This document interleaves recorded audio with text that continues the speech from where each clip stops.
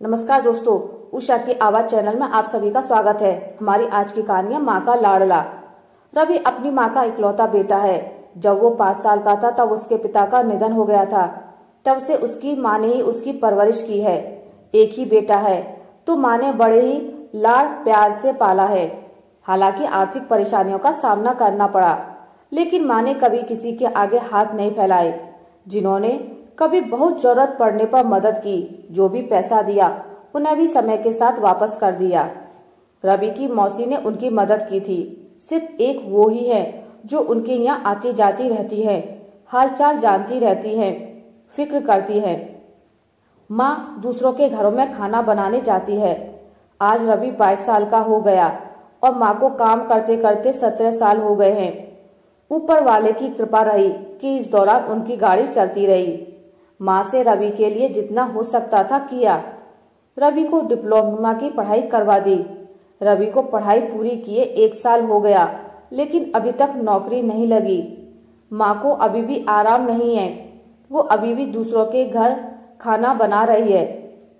एक दिन रवि जब शाम को अपने घर में आया तो माँ नहीं थी।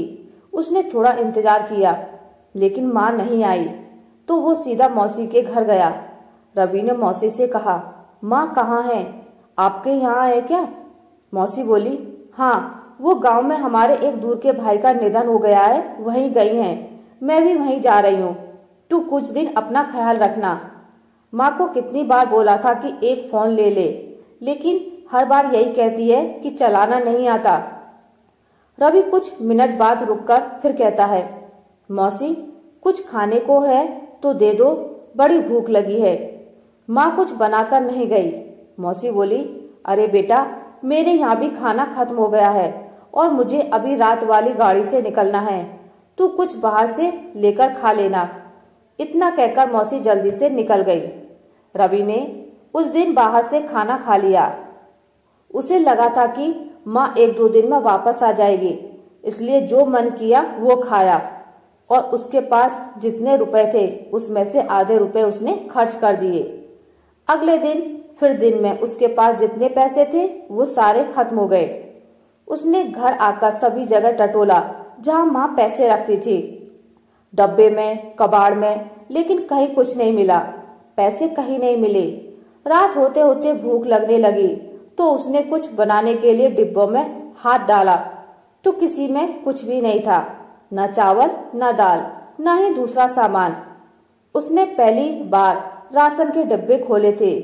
कुछ नहीं मिलने पर वह दोस्त के यहाँ जाकर कुछ खाकर आ गया, लेकिन उसे पता था कि पैसे चाहिए, क्योंकि रोज उसे कोई खिला नहीं सकता। उसने मौसी को फोन किया, मौसी कहाँ हैं आप और माँ कहाँ है? जरा बात करवा दो। मौसी बोली, मैं कुछ काम से अभी जरा दूसरे गांव आ गई हूँ। माँ तो वही है, थोड़ा समय लग जाएगा मुझे जाने में। मौसी आप लोग कब तक आएंगे? 4 दिन हो गए, अभी तक माँ से बात भी नहीं हुई। हाँ, बस 1-2 दिन की बात है, आ जाएंगे। रवि के दोस्त भी रवि की तरह थे। उसने बिना पैसे के कभी किसी दोस्त के घर खा लिया, कभी किसी के, लेकिन अब करीब 8 दिन हो गए। अब वो कहीं जा नहीं सकता था। रवि ने फिर मौसी को फोन किया, मौसी आप फोन उठाती नहीं है, कहाँ हैं आप लोग? मुझे बताइए, मैं आ जाता हूँ। माँ ने भी कभी कुछ नहीं बताया ऐसा भी कोई रिश्तेदार है किसी गांव में? अरे हम लोग आने ही वाले थे, लेकिन अभी यहाँ कोई नहीं है। हम लोगों को थोड़ा समय लगेगा, कुछ परेशानी हो गई है। क्या परेशानी? माँ तो ठीक है ना? माँ ठीक है। तो आप मेरी बात क्यों नहीं कराते? करवाती हूँ मैं, समय मिलने पर। अब मैं पक्का करवाती हूँ। मौसी मेरे पास खाने को कुछ नहीं है, पैसे भी नहीं है, कल शाम से कुछ नहीं खाया। आप थोड़े पैसे किसी को देने को कहो, माँ से बोलो। अच्छा तो तू एक काम कर, फोन में कैटरिंग वाले भैया का नंबर है, उनसे बात कर ले, माँ का नाम ले लेना। रवि ने फोन रखते ही कैटरिंग वाले भैया को फोन किया। उन्होंने उससे कहा कि उनसे आकर मिले। रवि बुलाई गई जगह पर गया। वहां जाकर देखा तो छोटे से ट्रक में सामान लोड हो रहा था। रवि ने जाकर कैटरिंग वाले भैया से बोला। रवि बोला, वो मैंने फोन किया था आपको पैसे के लिए, पैसे मिलेंगे? उस कैटरिंग वाले भैया ने कहा, तुमको क्या काम आता है? खाना बनाना आता है? रवि बोला, नहीं, मैं यहाँ काम के लिए नहीं, उधार लेने आया हूँ। माँ को जानते होंगे, वापस लौटा देगी। भैया बोले, अरे यहाँ उधार नहीं मिलता, अभी जाओ, मुझे काम पर जाना है, जल्दी है। रवि को लगा कि आज भी उसे भूखा सोना पड़ेगा। उसने सोचा काम कर लेता हूँ, खाना भी मिलेगा और पैसा भी। रवि बोला, अच्छा ठीक है, मैं काम करूँगा। ठीक है, एक दिन का 350 रुपये दूंगा। तुम्हें खाना बनाना आता नहीं, यह बर्तन लोड करो और वहाँ धोने और इनको बराबर लाने का काम तुम्हारा। ठीक है, समझ गए? एक भी कम हुआ तो पैसे नहीं मिलेंगे, जो गुम हुआ वो देना पड़ेगा। रवि ने हाँ किया और सामान गाड़ी में लोड करने लगा। शादी की जगह पहुंचकर उसने सारे बड़े छोटे बर्तन मांजे। अभी खाना तैयार नहीं हुआ था। वो भूखा था, लेकिन काम करता रहा। वहाँ उसने काम करते सभी लोगों को देखा, महिलाओं को देखा। उसे लगा कि वो अकेला नहीं है। उन्हें देखकर उसने कुछ सीखा। शाम हो गई खाना तैयार होते होते। उसके बाद भी खाना पहले मेहमानों को खाने को था। करीब रात 10 बजे उसने अपने लिए खाना निकाला। थाली भरी देखी तो उसकी आंखों से आंसू आ गए। पहला निवाला मुंह में लिया। एक अजीब सी शांति उसके अंदर आई। जो भूख की आग थी धीरे धीरे शांत होने लगी। काम खत्म करके, बर्तन लोड करके सभी अपनी जगह वापस आ गए। रवि को 350 रुपये मिले। इन पैसों को लेकर वो घर गया। उस रात बिस्तर पर गिरते ही सो गया। पता नहीं चला कब आंख लग गई। सुबह उठकर वो तैयार होने लगा। अपनी सर्टिफिकेट की फाइल उठाई और घर से निकला नौकरी की तलाश में। पैसे थे, लेकिन अब खर्च करने का मन नहीं कर रहा था, क्योंकि उसे पता चल गया था कि ये पैसा कितनी मेहनत से आया है। शाम को जब वो घर पहुंचा तो देखा माँ घर आ गई थी।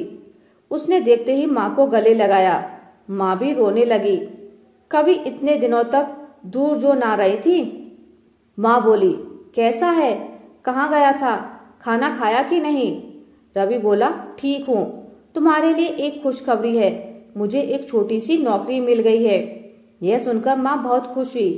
मौसी आई तो माँ ने उसे देखते ही कहा, देख, तूने बेवजह ही नाटक करके इसे परेशान किया। मैं ना कहती थी मेरा बेटा सब कर लेगा। देख, काम ढूंढ लिया। रवि सब समझ गया। उसे पता चल गया कि मौसी ने यह सब क्यों किया।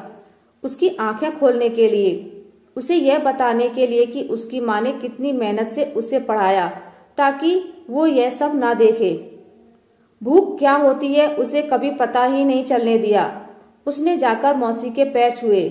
मौसी बोली, बस मुझे फिक्र थी, पर अब तेरी आंखों में यह आंसू देखकर मुझे संतोष मिला। तेरी माँ जहाँ काम करती थी वो भी छूट गया था। बहुत परेशान थी। तुझे बताया नहीं, इतने सालों से कभी पैसे नहीं मांगे, लेकिन मांगने आई तो मुझे लगा कि यह सब करना जरूरी है।